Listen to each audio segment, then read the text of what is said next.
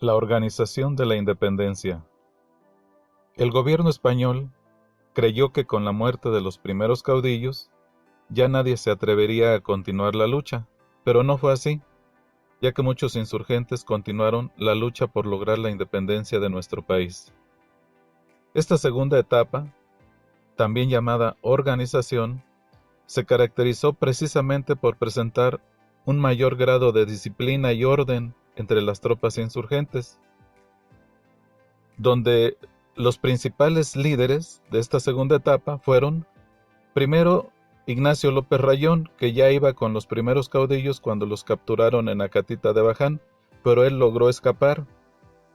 Y luego, el líder que más destacó en esta segunda etapa fue el genio militar José María Cleto Morelos Pérez y Pavón. Morelos nació en Valladolid en 1765. Hoy se llama Morelia, en honor precisamente a Morelos. Fue sacerdote de Carácuaro, se unió a la lucha por la independencia desde 1810, cuando se encontró con Hidalgo en Indaparapeo. Siempre se distinguió Morelos por ser un excelente estratega militar, aunque él no estudió para militar, él era sacerdote, tanto que su fama llegó hasta Europa, donde el mismísimo emperador francés Napoleón Bonaparte elogió sus hazañas militares. Napoleón decía entre sus frases: si yo tuviera en mi ejército a 2 Morelos, no conquistaría Europa, conquistaría al mundo. Morelos también hoy es llamado el siervo de la nación. Realizó 3 campañas militares en las que puso en grave peligro al gobierno español. Estas campañas se caracterizaron por estar muy bien organizadas. Podemos decir que Morelos, a diferencia de Hidalgo, se rodeó de menos gente, pero más ordenada, más disciplinada y con cierta capacidad económica y militar, como explicaremos más adelante. En la primera campaña militar, Morelos se adueñó prácticamente de todo el sur del país, de toda esta parte. Inició aquí, en Carácuaro, de donde era sacerdote. Con muy poca gente ordenada y disciplinada, avanzó hasta Huetamo, llegando hasta la costa suriana, Zacatula, Zihuatanejo, Petatlán, y aquí en Tecpan, se le unen a Morelos los hermanos Galeana, Hermenegildo, Pablo, Juan, José, que eran ricos agricultores de la región. Hoy esta región se llama Tecpan de los Galeana. A partir de este momento, don Hermenegildo Galeana se convierte en la mano derecha de Morelos. Luego avanzan a Coyuca, Acapulco, para luego dirigirse a Chilpancingo, donde se le unen a Morelos los hermanos Bravo, Miguel, Víctor, Máximo, don Leonardo Bravo y su hijo Nicolás, que eran criollos hacendados de la región. Hoy esta región se llama Chilpancingo de los Bravo y es la capital del actual estado de Guerrero. Después Morelos llega hasta Tixtla, donde se le une un personaje conocedor de la región y que años después habría de firmar la independencia y convertirse en el segundo presidente de México. Me refiero a don Vicente Guerrero Saldívar, que hoy le da nombre a este estado. Finalmente, Morelos toma Chilapa, llega hasta Chilapa aquí, y aquí establece una especie de cuartel y termina la primera campaña militar. En la segunda campaña militar, Morelos tenía como objetivo dominar el centro del país.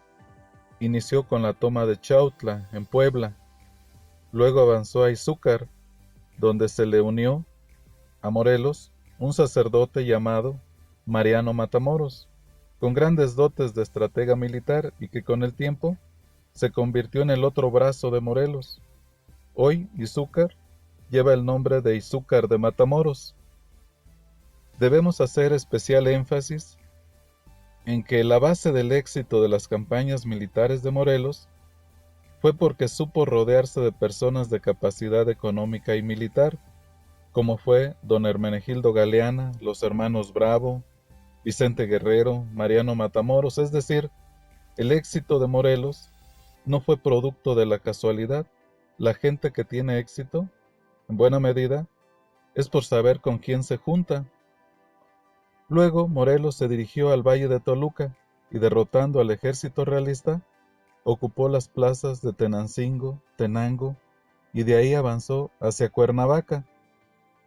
El ejército realista, a las órdenes del general Félix María Calleja, el que había capturado y derrotado a Hidalgo, al saber que Morelos se acercaba a la Ciudad de México, decide sitiarlo aquí en Cuautla.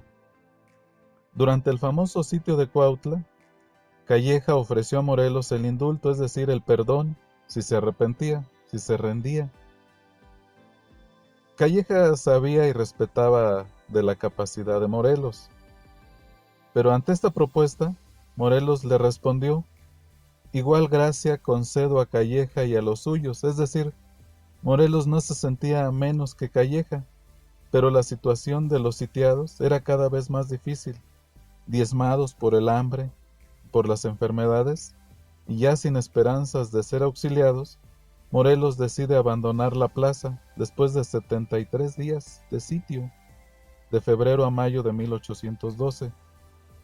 Es durante el sitio de Cuautla donde se destaca la participación de un niño de 12 años, Narciso Mendoza, hoy recordado como el niño artillero.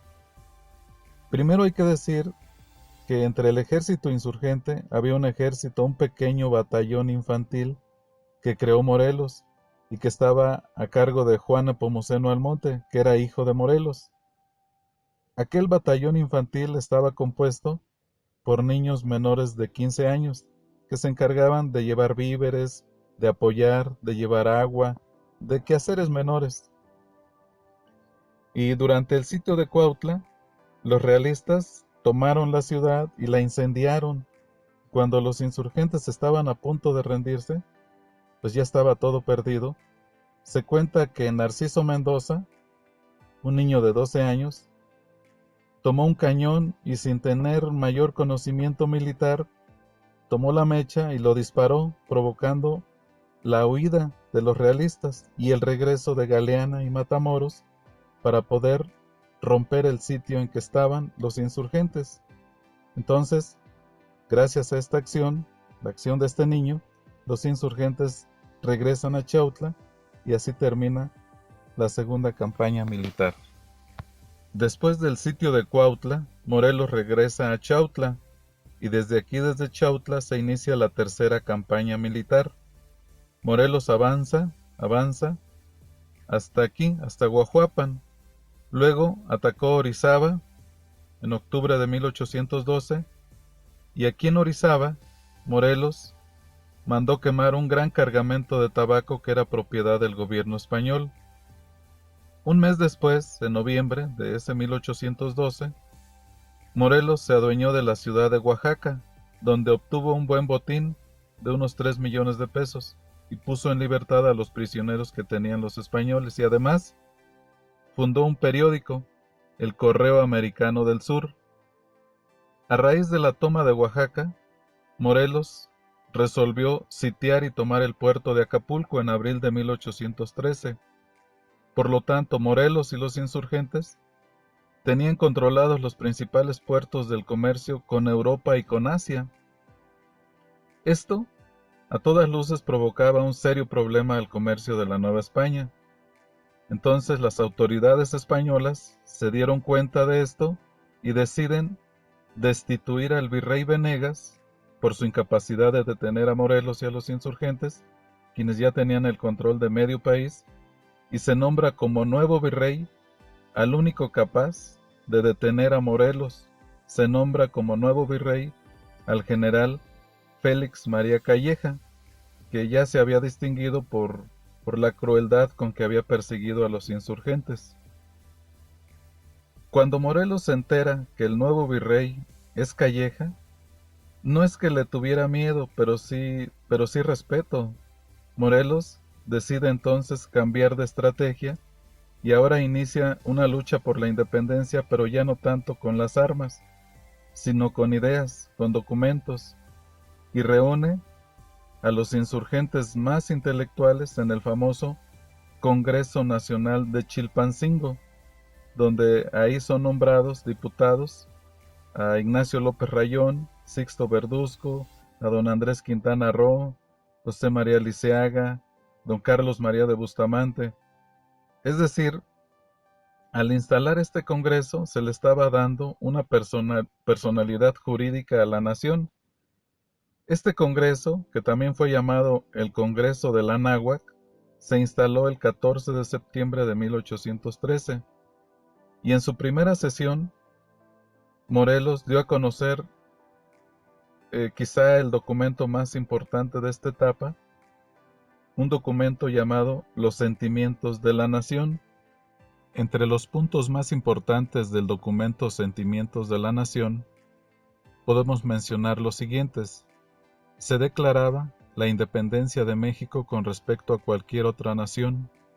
Se reafirmaba a la religión católica como la única aceptada, sin tolerancia de otra. Establecía que el poder, que la soberanía, debía estar en el pueblo y que el poder público debía dividirse en legislativo, ejecutivo y judicial. Se cambiaría la forma de gobierno, se eliminaría la monarquía y se establecería un gobierno liberal republicano. Este documento tenía una intención social de moderar la opulencia y la pobreza y así lograr una mayor igualdad social.